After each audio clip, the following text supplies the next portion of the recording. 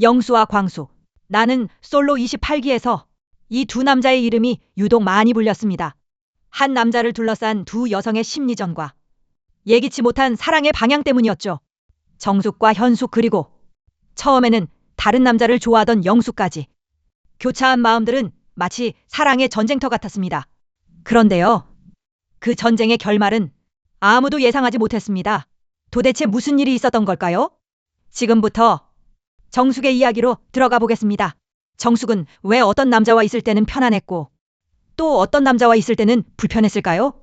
정숙의 말과 행동을 곱씹어 보면 그녀가 느꼈을 감정의 미묘한 변화를 따라갈 수 있습니다. 정숙의 기준에서 본 영수는 설렘과 불안을 동시에 안긴 사람이었습니다. 영수와 함께한 순간순간 정숙은 기대만큼이나 마음 한켠에 불안이 피어올랐을지 모릅니다. 반면 상철과 함께할 때 정숙은 비로소 편안함이라는 감정을 깨닫게 되었겠지요. 카메라 앞에서는 끝까지 영수에게 올인했던 정숙이지만 속마음 깊은 곳에서는 그저 평범한 삶을 원할 뿐이라고 조용히 한탄하기도 했습니다. 화려한 로맨스보다 평범한 행복을 바랐던 정숙에게 상철의 조용한 다정함은 편안한 안식처처럼 느껴졌을지 모릅니다. 여기서 시청자들도 자연스럽게 고민하게 됩니다. 나라면 누구였을까? 불안한 설렘을 쫓았을까? 아니면 안정된 위로를 택했을까? 처음부터 정숙의 마음은 영수를 향했습니다. 돌싱 특집으로 모인 28기 속에서 사업가인 영수는 자신감 넘치는 매력으로 여자들의 이목을 끌었죠. 정숙뿐만 아니라 현숙 그리고 처음에는 다른 남자를 좋아하던 영숙까지. 영수를 향해 마음이 흔들렸습니다. 영숙은 원래 광수에게 호감이 있었지만 광수가 정의와 가까워지자 마음의 방향을 바꾸기도 했습니다. 그만큼 영수는 여러 여성의 관심을 받으며 중심에 서 있었고 그게 갈등의 씨앗이 되었습니다. 갈등의 불씨는 사소한 오해에서 시작됩니다. 정숙은 영수가 자신에게 확신을 주지 않는 태도에 답답함을 느끼기 시작했죠. 여기저기 마음을 주는 듯 보였고 정숙은 그것이 어장관리처럼 느껴졌습니다. 결국 정숙은 영수를 직접 찾아가 따져 묻습니다. 내가 화가 났을 때 왜 달래주러 오지 않았냐? 정숙의 서운함에 영수는 진땀을 뺐습니다. 정숙은 혹시 나랑 영숙 사이에서 고민하는 거 아니냐는 식으로 영수의 진심을 확인하려 했고 영수는 당황한 채 오늘 오후까지 마음을 정해보겠다고 약속합니다. 정숙은 간절한 얼굴로 날 슬프게 하지 않겠다고 약속해요. 그 말까지 받아내죠. 이 순간만큼은 영수가 분명한 선택을 해주리라 기대했을 것입니다. 하지만 영수는 금세 그 약속을 흔들고 맙니다. 정숙과 약속한 직후 영수는 곧장 현숙을 찾아갑니다. 상처받기 두려워 한 발 물러서 있던 현숙에게 최종 선택은 당신 마음에 달렸다. 호감이 있다면 표현해도 좋다. 그런 식으로 애매한 여지를 주죠. 현숙은 나는 그렇게 대단한 사람 아니다. 다른 사람 만나보라며 자기 방어를 합니다. 그런데 영수는 나는 최종 선택에서 당신을 피하지 않는다고 말하며 희망의 불씨를 지핍니다. 포기했다가 다시 기대를 갖게 된 현숙의 눈빛은 이때부터 달라지기 시작했을지도 모릅니다. 그리고 엎친 데 덮친 격으로 영수는 영숙에게까지 마음을 전하려 했습니다.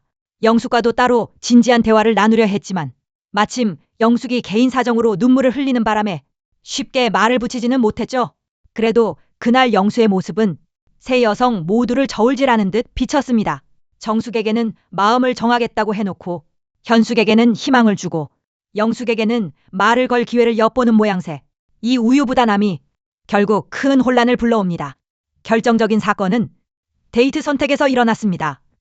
다음 날 여자들이 마음에 드는 남성을 지목해 함께 데이트를 하는 시간이 주어졌고 정숙은 영수가 자신과 확실히 데이트하리라 믿었지만 예상과 달리 영수는 현숙과 영숙 두 사람의 선택을 동시에 받습니다.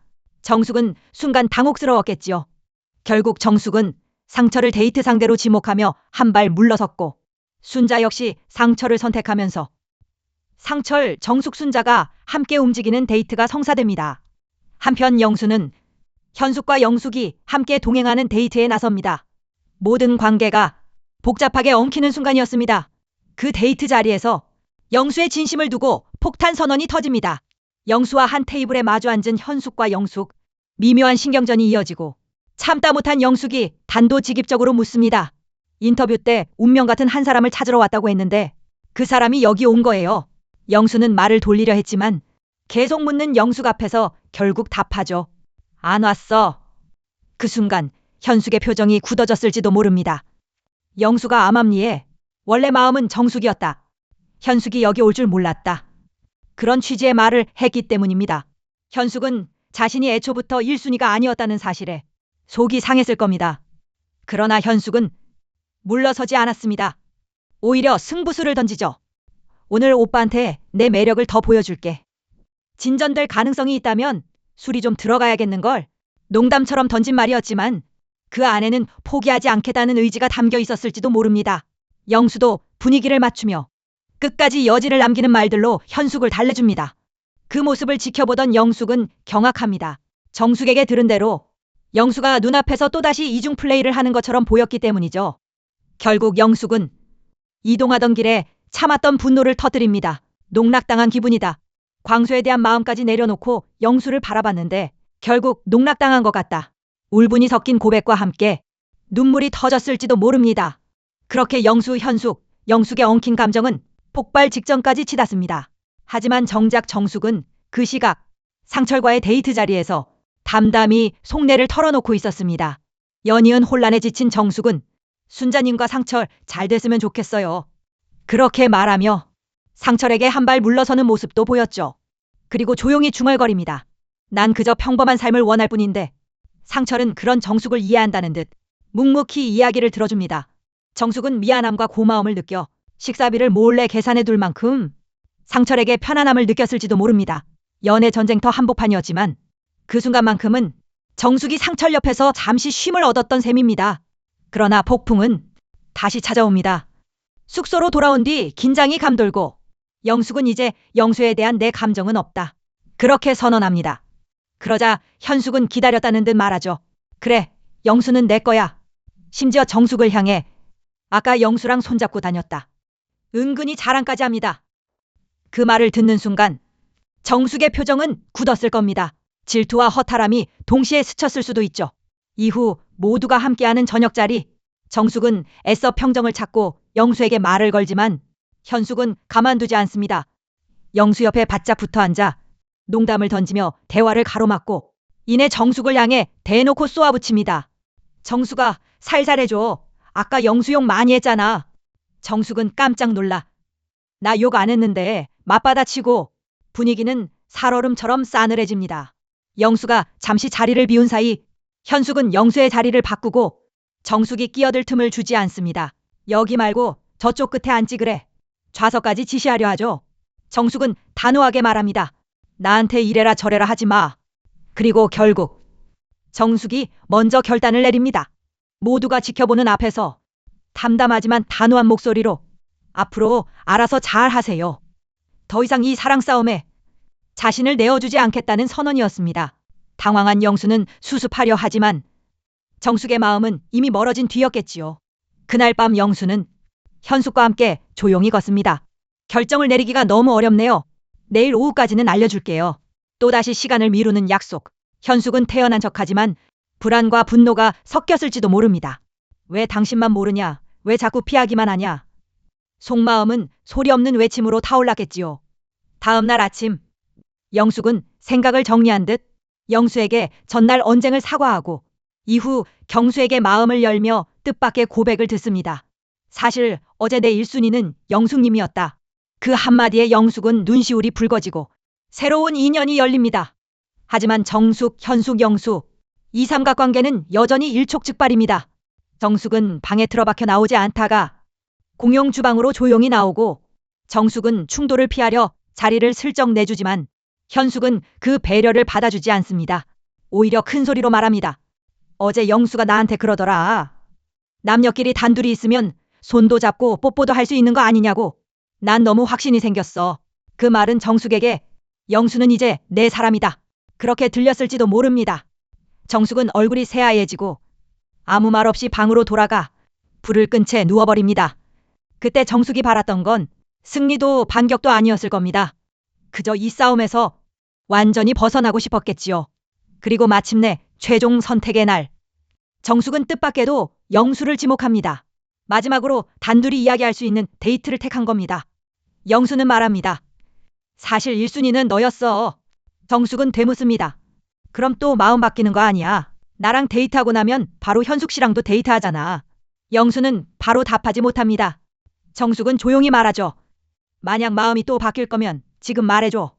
나 최종 커플 못하게.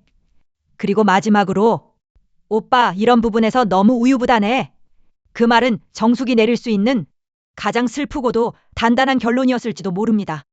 데이트에서 돌아온 영수는 현숙을 불러냅니다. 내일 최종 선택은 정숙으로 할 것 같아요. 현숙은 무너집니다. 나보고 기다리라며 믿어보라면서 결국 정숙 선택할 거면 나한테 이러지 말았어야지. 그리고 결국 튀어나오는 말. 쓰레기야? 영수는 고개를 끄덕이며 짧게 말합니다. 인정. 다음 날 영수는 최종 선택에서 정숙을 선택하고 정숙은 고개를 끄덕입니다. 방송은 커플 성립으로 끝나는 듯 했지만 현실은 또 다른 시작이었습니다. 촬영이 끝난 뒤 정숙과 영수는 몇 차례 더 만났지만 연인으로 이어지지는 못했습니다. 함께 인생을 가기는 쉽지 않겠다. 그렇게 결론을 내리고 좋은 친구로 남기로 합니다. 현숙도 상처를 추스르며 자신의 삶으로 돌아갑니다. 그리고 그 뒤 정숙의 인생은 예상치 못한 방향으로 이어집니다. 정숙이 진짜 사랑을 이룬 상대는 영수가 아니라 상철이었습니다. 방송에서는 큰 접점이 없었던 두 사람. 하지만 동기 모임에서 다시 마주친 순간 정숙은 말합니다. 그 자리에서 눈이 맞았다고, 서로 마음을 확인했다고. 상철은 조용했지만 분명했고 정숙에게 선택을 미루지 않았습니다. 정숙은 상철과 함께 있을 때 더 이상 자신을 설명하지 않아도 되었고 불안해하지 않아도 되었을지 모릅니다. 그리고 얼마 지나지 않아 정숙과 상철에게는 새로운 생명이 찾아옵니다. 태명은 나소리.